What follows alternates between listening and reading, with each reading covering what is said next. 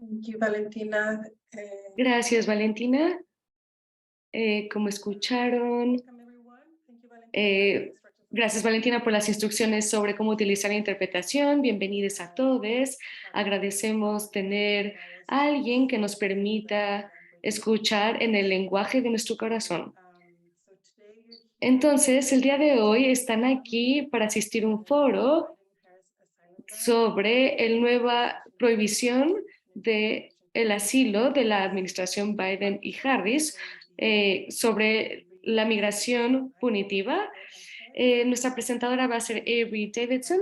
Le permitiré ahora a ella que comience su presentación. Muchas gracias, Rebecca. Hola a todos, yo soy Avery Davidson y yo soy un estudiante en la Universidad de Denver y el día de hoy estoy aquí para hablarles sobre la investigación que realicé con la DJPC en la nueva prohibición de asilo en adición a otras políticas punitivas de esta administración sobre la migración. Antes de empezar, quería compartir algunas aclaraciones. Antes que nada, este foro busca el diálogo y la conversación. Sin embargo, por la primera parte de esta presentación voy a estar ofreciéndoles mi investigación. Entonces, habiendo dicho esto, por favor, guarden comentarios, preguntas o experiencias personales que quieran compartir hacia el final de la presentación y la conversación será en este momento también hacia el final.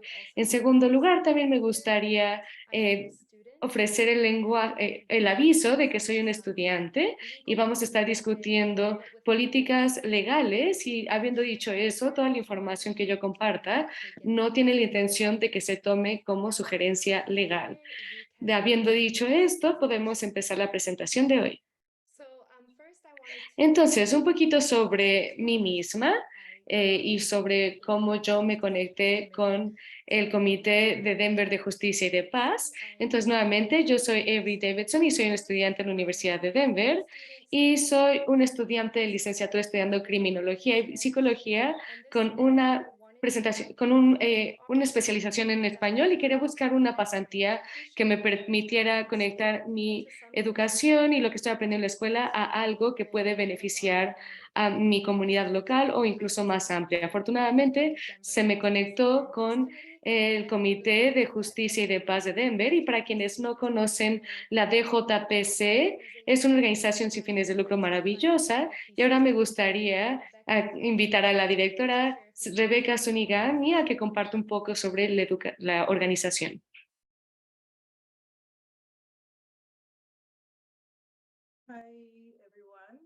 Hola a todos. Veo muchas caras familiares. Para quienes no nos conocen, somos el Comité de Denver de Justicia y de Paz y somos una organización de base que promueve los derechos humanos, justicia económica y ambiental por medio de educación y activismo no violento para apoyar a las comunidades que buscan justicia para todos. Y estamos en solidaridad con las personas de Latinoamérica o de las Américas, particularmente las personas que están en las comunidades en Latinoamérica.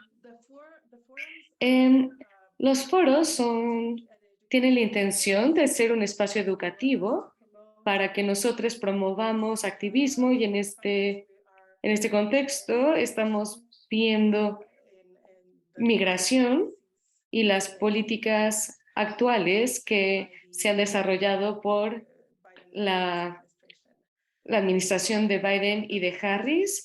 Le doy la bienvenida a la investigación que hizo Avery. Ella nos va a contar paso a paso lo que ha encontrado y también compartirá algunas herramientas sobre cómo podemos hacer un poco de activismo.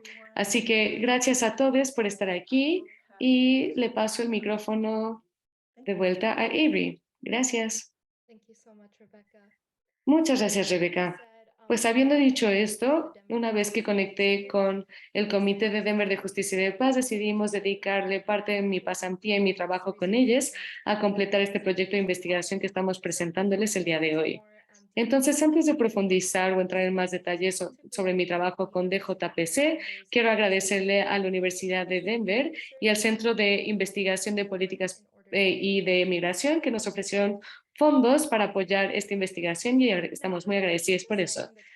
En cuanto a decidir el tema de la investigación, sabíamos que queríamos que estuviera relacionado con las políticas de migración latinoamericanas o más bien las políticas que estarían afectando a los migrantes latinoamericanos, porque en el momento que yo estaba conectando con DJPC, habíamos empezado a ver que el título 42 estaba en las noticias, específicamente el hecho de que el título 42 estaba terminando.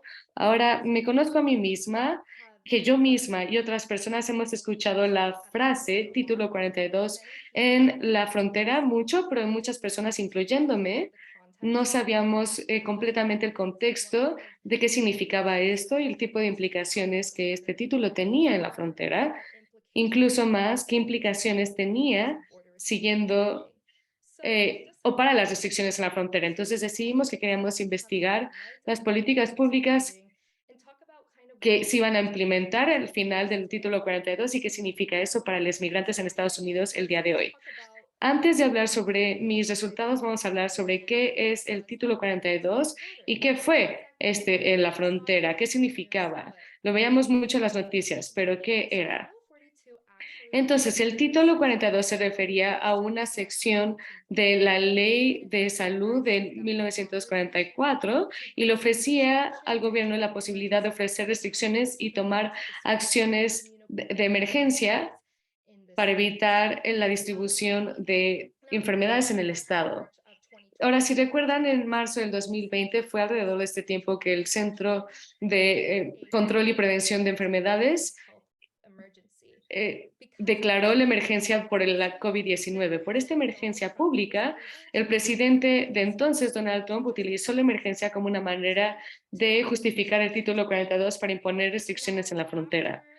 Después de que esto se implementó, la investigación ha sido una combinada sobre mostrar la efectividad, alrededor de la efectividad del título 42, pero la investigación muestra que este no ha sido muy efectivo para evitar la distribución de COVID en Estados Unidos. Sin embargo, la política pública se mantuvo hasta mayo del 2023, cuando el Centro para la Prevención y Control de Enfermedades, el CDC, declaró terminar el título 42 de COVID-19 y este ya no se puede utilizar para justificar las restricciones en la frontera y por eso terminó también. La razón por la que esto estuvo muy presente en las noticias es porque muchas personas esperaban que el título 42 y su fin resultaría en más migrantes intentando entrar a Estados Unidos. Y fue por esto que la administración de Biden y Harris intentó tomar acción en lo que creían que sería una solución para hablar sobre esta expectativa de aumento de migrantes. Entonces, en este sentido, anunciaron los planes para más acciones de limitación en la frontera. Lo que está ahorita en su pantera es información de la Casa Blanca sobre estas acciones que fueron presentados en enero y marzo de este año, unos meses antes de que terminara el título 42. Hay mucha información fuera de estas hojas y de estos reportes y estoy aquí para hacerles un resumen. Avery, sí, solo un segundo. ¿Pudieras ir un poquito más lenta para que el intérprete pueda interpretar todo lo que estás diciendo? Sí, y tal vez tenemos que parar de compartir porque hay unas marcas. Tal vez podemos volver a empezar esto. Y una disculpa por la interrupción. Ah, no, no pasa nada, no te preocupes. Entonces, tal vez ahí está, perfecto. Ok, adelante. Entonces, nada más ve un poquito más lento, gracias. Gracias. Una disculpa. Entonces, un resumen de las acciones para la frontera propuestas por la administración. Pues la primera acción que resaltaron fue la intención de aumentar el uso de la removisión bajo el título 8 en la política de migración. Lo que es importante saber sobre esto es que las personas deportadas bajo al título 8 se enfrentan a 5 años y dependiendo de las condiciones de su deportación, hasta 10 años una prohibición para entrar, que no es hasta 5 a 10 años que pueden volver a solicitar para ingresar a Estados Unidos. La siguiente acción que se anunció fue la presentación de la aplicación Mobile One de la CBP, que ahora se está utilizando, y la idea de esta aplicación era que fuera más fácil accesar los servicios de patrullaje y de migra en la frontera. La siguiente acción incluía un esqueleto de diferentes formas de ingresar de manera como migrantes fuera de Estados Unidos para utilizar otros caminos que no terminen en Estados Unidos. Esto incluía maneras de regresar a Canadá, de ir a Canadá, México, España, Guatemala, Ecuador y Costa Rica. Después, la administración de Biden y Harris buscaba aceptar hasta 20,000 refugiados de Latinoamérica y países del Caribe durante los años fiscales del 2023 y 2024. También anunciaron que tenían la intención de contratar más personal de las patrullas fronterizas. Y finalmente anunciaron un presupuesto de $25 billones para la protección de la frontera y de aduanas, también conocido como CBP, y para la aplicación de migración y aduana, también conocido como ICE. Lo que noté es que muchas de estas acciones propuestas estaban siendo enmarcadas de una manera muy positiva, estaban siendo enmarcadas de una manera que hacía que la administración se viera como responsable y atenta a lo que estaba sucediendo en la frontera. Sin embargo, cuando empecé a investigar más estas políticas, noté que muchas de estas políticas y de estas acciones propuestas para la frontera dañaban o eran performativas en el mejor de los casos. Cuando hablo sobre políticas públicas punitivas, voy a explicar a qué me refiero con esto, con algunos ejemplos. Entonces, primero, políticas punitivas son políticas públicas que, en otras palabras, buscan castigar a los migrantes y lastimarles. Antes que nada, buscar aumentar la removisión de las personas de manera expedita les ponía en riesgo a los migrantes a más riesgo. Muchos han venido para escapar del riesgo, para empezar, y si son removidos y se les prohíbe volver a entrar de 5 a 10 años, más bien estarían enfrentándose a un ambiente del que estaban huyendo inicialmente. En segundo lugar, buscar que los migrantes utilicen otros caminos migrantes fuera de Estados Unidos limita la responsabilidad de Estados Unidos de ofrecer cuidado a estas personas migrantes e ignora el poder que tiene Estados Unidos de cuidar a estos migrantes frente a otros países. Además de esto, muchos países como México y Guatemala ya tienen sistemas de asilo que están saturados o que no tienen los suficientes recursos o fondos al punto que sería más beneficioso para que estos migrantes llegaran a Estados Unidos. Además de esto, los caminos que se estaban ofreciendo tal vez no eran accesibles fácilmente. Por ejemplo, es mucho más fácil para alguien viniendo de Centro o Sudamérica ir a Estados Unidos en comparación de Canadá, que es incluso más lejos, o España, que ni siquiera está en el mapa, en esta diapositiva. Yo también he mencionado que estas acciones propuestas son performativas, y cuando hablo sobre acciones performativas, hablo sobre acciones que están enmarcadas para fortalecer la reputación de la administración de Biden y Harris, cuando en realidad no son tan útiles como parecieran serlo.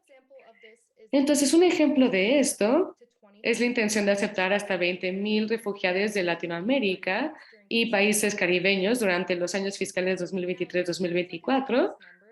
Y esto parece un número generoso, pero no es tan generoso cuando consideramos que esto es fuera de los 125,000 refugiados para el año fiscal 2023 únicamente. Lo que eso significa es que de este 125,000 migrantes que Estados Unidos cree que puede aceptar en el año 2023, solo 20,000 serán aceptados de Latinoamérica y de países caribeños. Entonces, esto representa una visualización de qué significa esto. Sin embargo, este gráfico no considera que esos 20,000 serán para el año 2023 y 2024.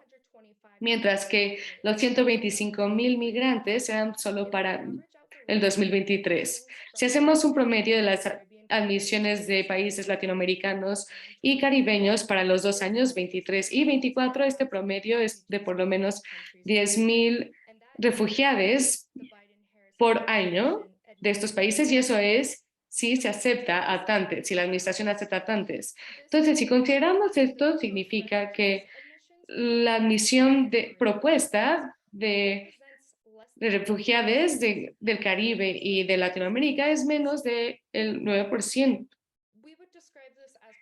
Describiríamos esto como performativo por el hecho de que la administración está simulando esto como un número muy generoso, cuando en realidad la administración tiene la capacidad de recibir más de solo 10,000 personas de Latinoamérica y el Caribe por año.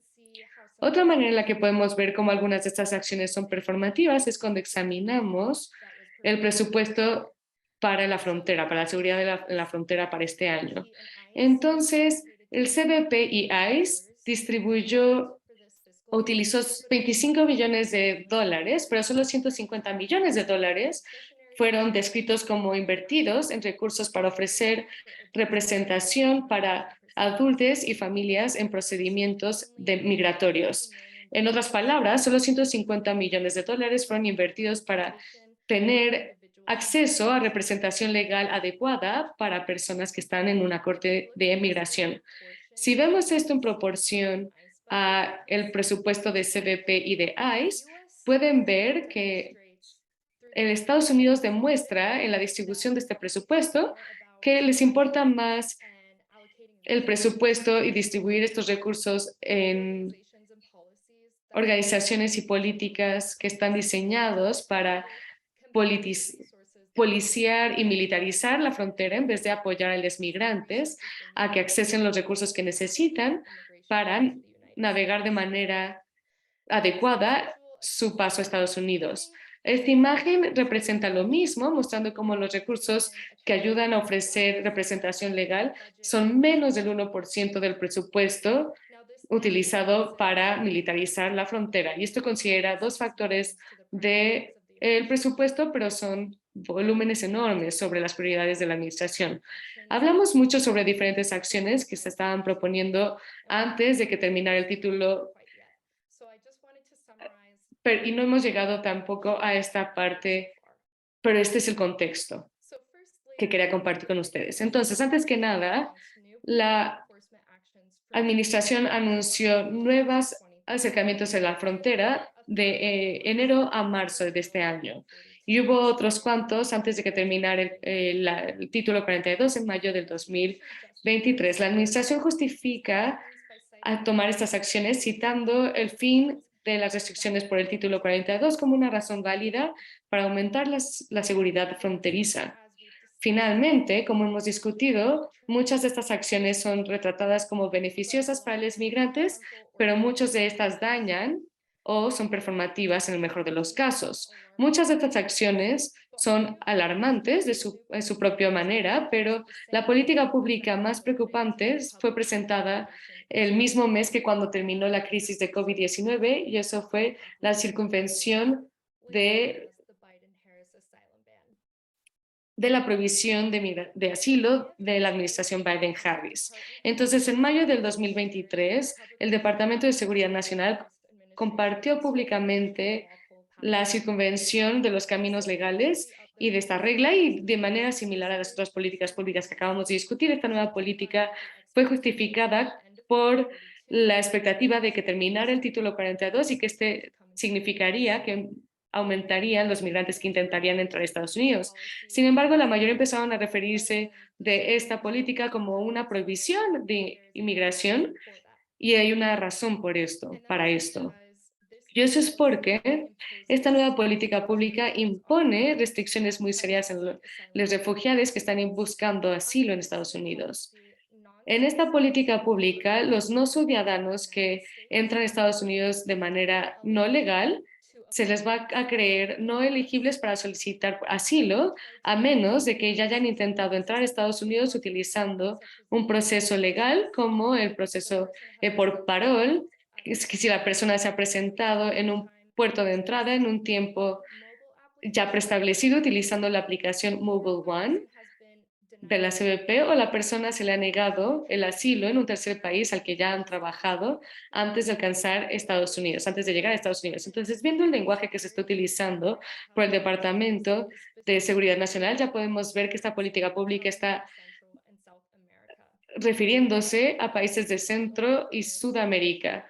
Lo que queremos ver de esto es que si una persona no satisface estos tres requisitos, después de entrar a Estados Unidos sin documentos, se les puede negar el derecho de buscar asilo. Ahora, hay excepciones estrictas, incluyendo la persona o la familia pueden establecer que estaban teniendo problemas con la aplicación de CBP, también que la persona o la familia solicitó o se les negó asilo en otro país antes de Estados Unidos, y finalmente si una persona o su familia puede establecer que se enfrentan a una emergencia médica o que tienen una amenaza a su vida. Examinar estas excepciones, sin embargo, deberíamos de saber que cuando se trata de aceptar o de poder tener estos criterios, este es el migrante que están intentando establecer su estatus sin acceso a apoyo legal. Entonces, esta persona puede tener dificultad de establecer estas excepciones para sí mismas. Ahora que hemos cubierto cuál es la prohibición de asilo, puedo explicar por qué daña y la manera en la que viola acuerdos internacionales. Pero antes de entrar en detalles sobre eso, podemos discutir antes la definición legal de persona refugiada que se está utilizando en este momento. La definición legal de lo que califica como persona refugiada fue establecida en la Convención de Refugiados en 1951 y el Protocolo de 1967 por las Naciones Unidas. Estados Unidos firmó este acuerdo seguido del Protocolo de 1967, lo que significa que seguían obligados a todo lo que estaba establecido en la Convención de 1951. La definición de una persona refugiada, en muchas palabras, es una persona que no tiene la posibilidad de regresar a su país de origen con base en un miedo de persecución por su raza, religión, nacionalidad, membresía a un grupo social en particular u opinión política. En otras palabras, si alguien puede establecer un miedo de persecución con base en cualquiera de estos factores, se les consideran una persona refugiada y tienen derecho a solicitar asilo. Lo que también es importante notar sobre la Convención de Refugiados de 1951 y el Protocolo del 67 es que tiene los derechos de los refugiados cuando buscan asilo en otro país. Ahí es cuando la administración de Biden y Harris está en contradicción con los acuerdos internacionales. Entonces, antes que nada, la prohibición de asilo ignora el compromiso de Estados Unidos por el principio no de evitar el proceso, que es que Estados Unidos no puede devolver a las personas a un territorio donde la vida de la persona o de su libertad esté en riesgo con base en su raza, nacionalidad, membresía, un grupo social en particular u opinión política. En otras palabras, lo que les hace ser refugiados. Bajo esta prohibición de refugio, Estados Unidos puede declarar a alguien inelegible para el asilo y deportarles solo porque no satisfacen algunas limitaciones en esta política pública, incluso si la otra persona satisfacería la definición de refugiada y calificaría para el asilo. De esta manera, la prohibición del asilo está en contra de esta situación de los acuerdos internacionales. Por otro lado, el artículo 31 de la Convención de 1951, que es la parte de la Convención que declara que el país no puede imponer penalidades por la entrada o presencia ilegal de una persona, porque esto pone restricciones sobre las personas que han entrado de manera no legal, personas que están intentando tener acceso a Estados Unidos, que está penalizando a las personas por su entrada o presencia ilegal, que nuevamente está en violación del acuerdo internacional al que había aceptado y acordado Estados Unidos. Siguiente, el requisito de que los refugiados se presenten en un puerto de entrada de una manera establecida en la aplicación mobile, One Mobile, y esto no tiene una base legal. Cualquier persona que que entra en la definición de refugiado puede buscar asilo, utilice o no la aplicación One Mobile. Esto no modifica su estatus de refugiado ni las condiciones de las que estaban escapando. Esto está un poquito fuera del punto, pero la aplicación también sabemos que tiene problemas técnicos y errores, y a partir del 7 de agosto se ha hecho una demanda para las patrullas fronterizas por la manera en la que estos ofrecen obstáculos a los migrantes. Finalmente, otro problema con esta prohibición es evitar que se les solicite asilo a estas personas y pedirles que se queden en otro país. Este tercer país es probablemente México, pero como hemos discutido antes, México, así como muchos otros países, ya tienen sistemas de asilo que están saturados y no tienen fondos, volviéndolo difícil para los refugiados para que accesen los recursos que necesitan. Además, los refugiados no siempre están seguros en estos países por su estatus de vulnerabilidad, y tal vez son un blanco porque son migrantes que no tienen recursos ni conexiones en ese país. Entonces, hay muchos problemas con la prohibición del asilo. Sin embargo, cuando estaba estudiando esta prohibición misma, afortunadamente el ACLU con el Centro para los Estudios de Migración ayudaron a diferentes organizaciones sin fines de lucro para hacer una demanda en contra de esta prohibición. Hicieron esta demanda con la base de que era muy similar a las políticas públicas de Trump, que ya habían sido declaradas ilegales cuando Trump las había implementado. Pero el 25 de julio, el juez John Tyler del Distrito Norteño de California lo declaró ilegal también en las mismas bases de que eran muy similares a las de Trump, que ya se habían declarado como ilegales. Sin embargo, el juez Tiger le ofreció a la administración de Biden y Harris la oportunidad de apelar la decisión, y que lo hicieron.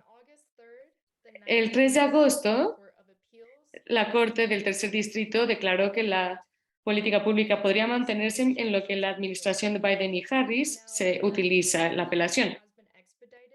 Ahora esta audiencia ha sido expeditada y sucederá a finales de septiembre, me parece, pero la prohibición sigue sucediendo en lo que esto sucede.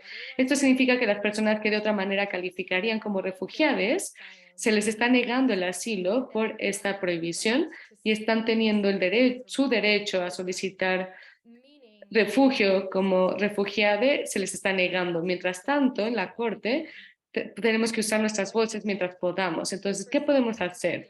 Antes que nada, podemos donar a las organizaciones que están participando de manera activa en esta demanda, incluyendo la ASLU, así como otras organizaciones sin fines de lucro que de manera activa hacen conciencia y tomen acción en contra de las violaciones de los derechos humanos sucediendo en Estados Unidos y en el extranjero.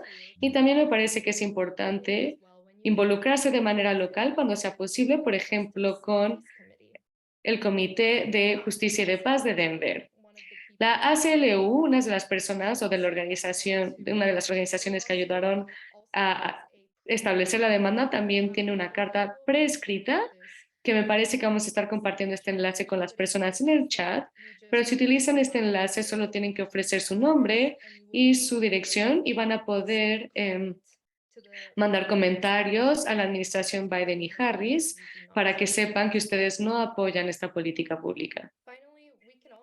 Finalmente, también podemos fácilmente tomar acción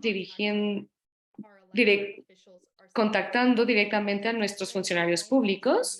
Muchas veces las llamadas pueden ser más efectivas que los correos electrónicos.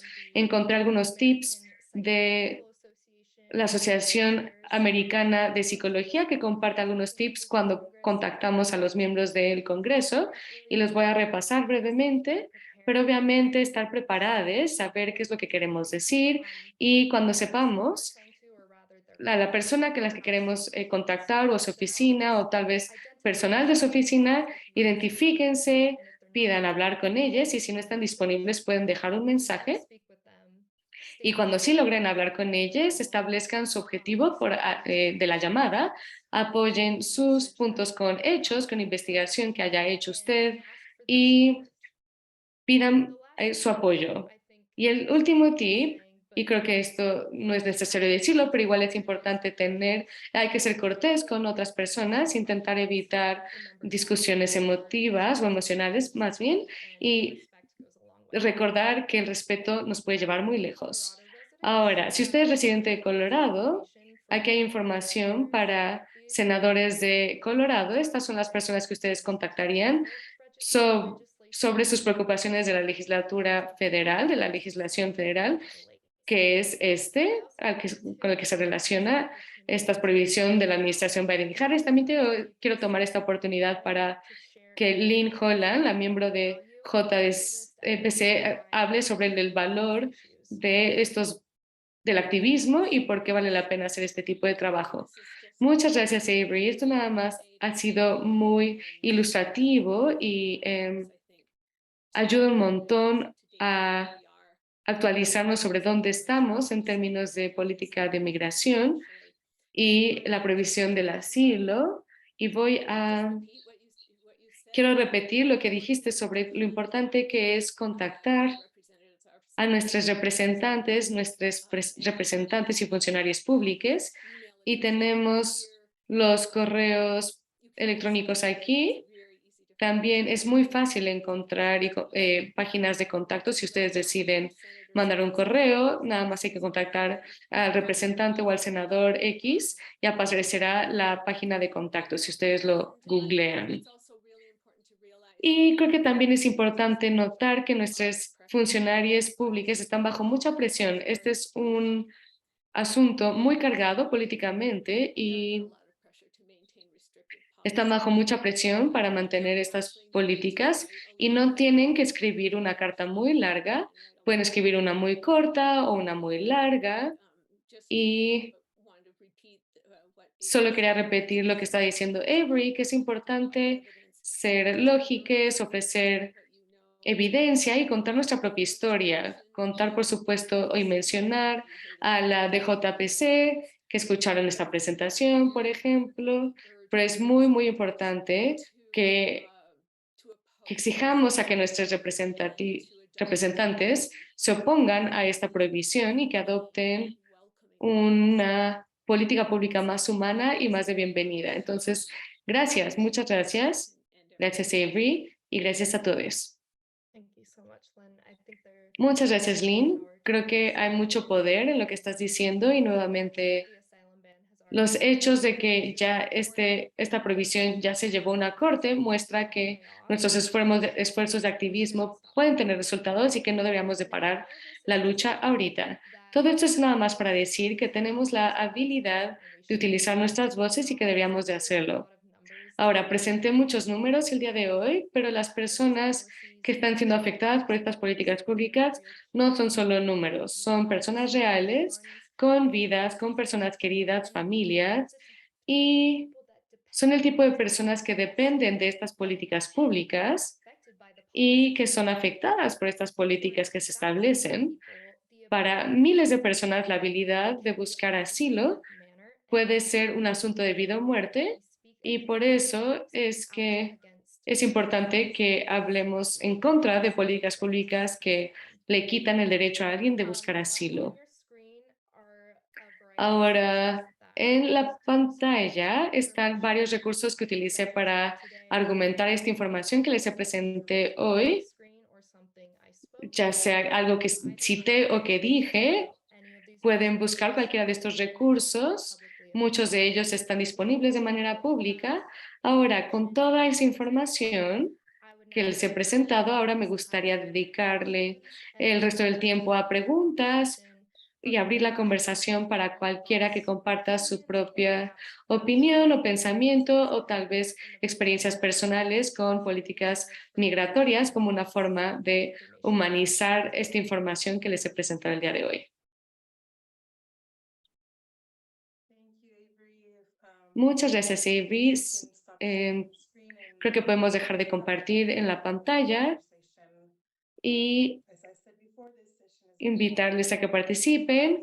Como les decía, se está grabando esta sesión y tenemos información en YouTube también. Estamos haciendo streaming en YouTube, entonces si se sienten cómodos pueden participar. Invitamos la conversación y respetamos esta posibilidad. Entonces cualquiera que quisiera compartir, nos quedan como 15 minutos más dedicados para esta conversación y no queremos tenerles mucho más tiempo aquí, pero sí, este es un espacio para ustedes ahora.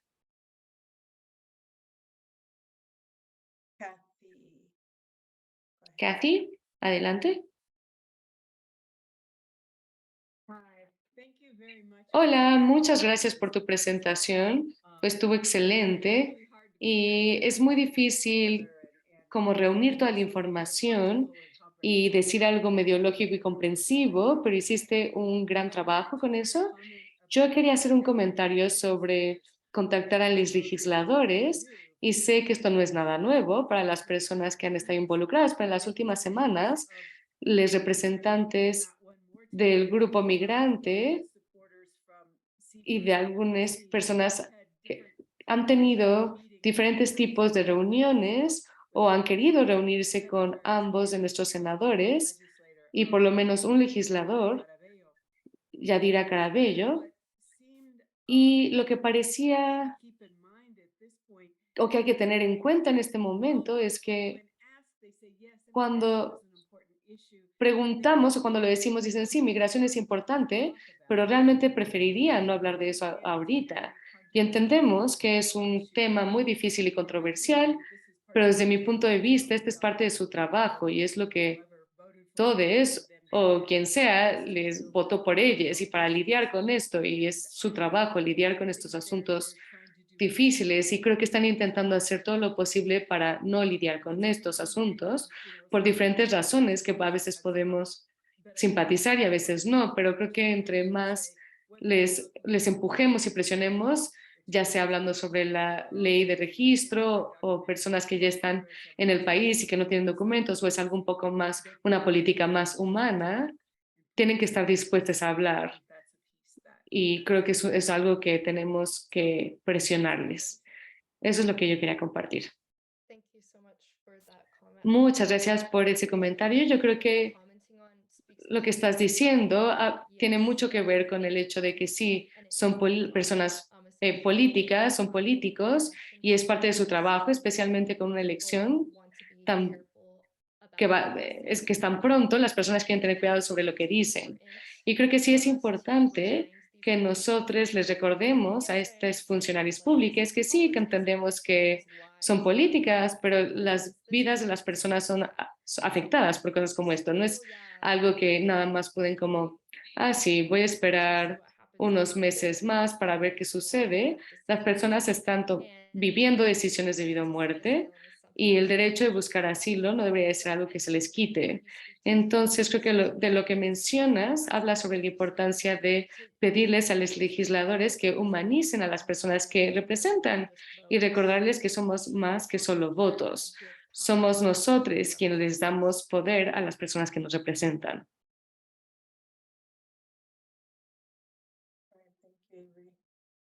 Perfecto, gracias, Avery. ¿Alguien más que tenga su mano levantada, que quiera participar o comentar? Sí, Judy, creo que puedes participar ahora. Hola, sí, yo soy de Kansas City y estoy con la red de Frontera. Gracias por una presentación muy clara. Me pregunto si estarías dispuesta a compartir tus diapositivas para que más personas tengan acceso a ellas y se puedan beneficiar de ellas. Y también tengo una pregunta. Pareciera que algunas personas entran independientemente de todas estas de estos límites frente al asilo. Pienso personas también de Venezuela y Cuba. ¿Entienden cómo es que ellos pueden entrar de manera más fácil que personas, por ejemplo, de Centroamérica?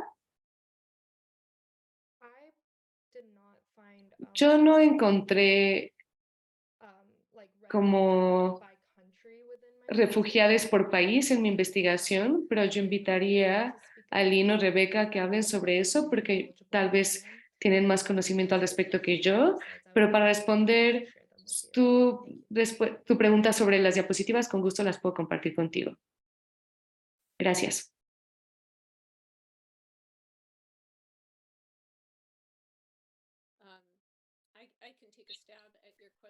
Yo puedo intentar responder tu pregunta, Yuri. Hay muchas razones porque hay una diferenciación en cuanto a qué refugiados son aceptados de diferentes países.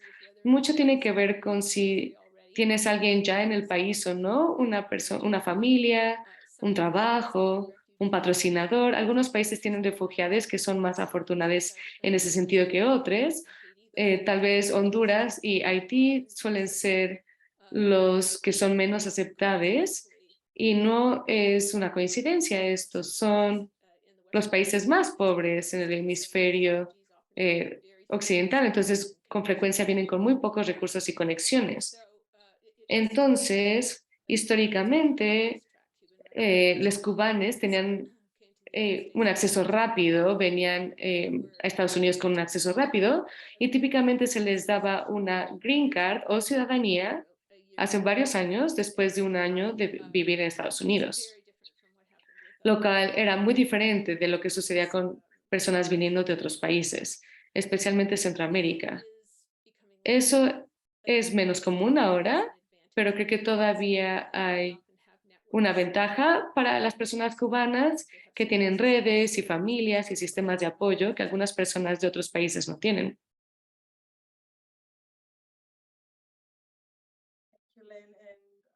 Gracias, Lynn. Y voy a decir que históricamente Estados Unidos ha decidido quién entra y quién no entra. Y este es otro ejemplo de cómo usamos política pública para evitar ver las caras humanas de las personas que están buscando un espacio más seguro. Y sí, vamos a estar compartiendo la grabación. Parte ya está disponible. Avery va a compartir sus diapositivas, que tiene toda una página de donde encontró todos estos recursos. Entonces, eso se los compartiremos a todos ustedes que participaron esta noche. ¿Hay alguna otra pregunta o comentario?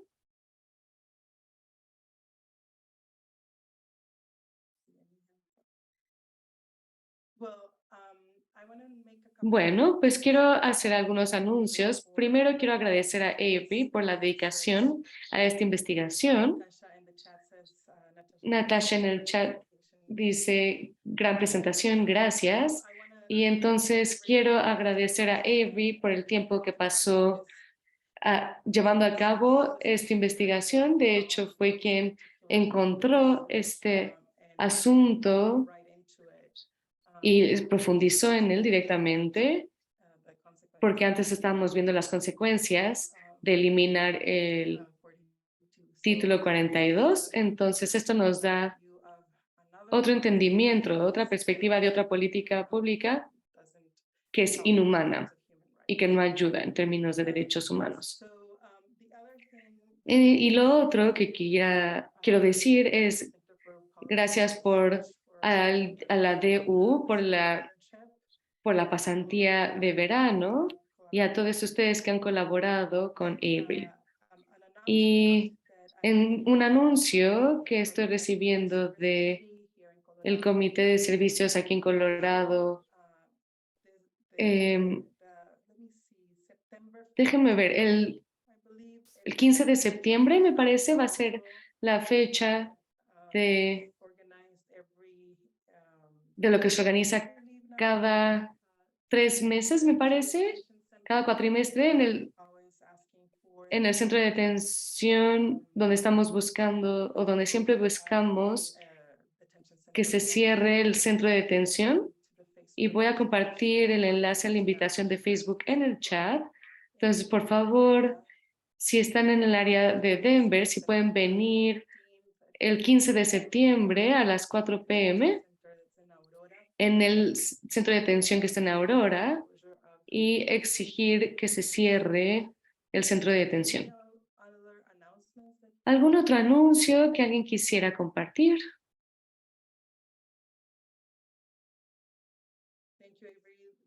Muchas gracias, Avery.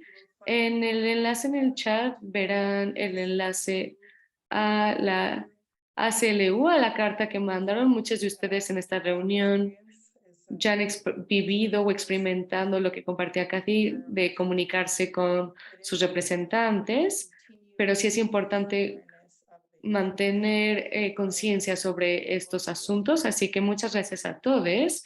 Les invito a que sigan haciendo esas preguntas de estas personas en la legislación. Bueno, muchas gracias, Avery. Creo que todos están, muchos aplausos, sí, muchas gracias por su tiempo, a todas las personas que han participado. Y tendremos el 9 de noviembre nuestro sitio de premios. Les ofreceré más información próximamente. Esperamos tener otro foro antes del cierre del año también, tan informativo y tan bien hecho como este. Así que muchas gracias a todos por haber estado aquí. Esta noche vamos a cerrar y también quiero agradecer a la Cooperativa del Lenguaje por estar aquí y Valentina, la representante, la persona que está haciendo la interpretación a español.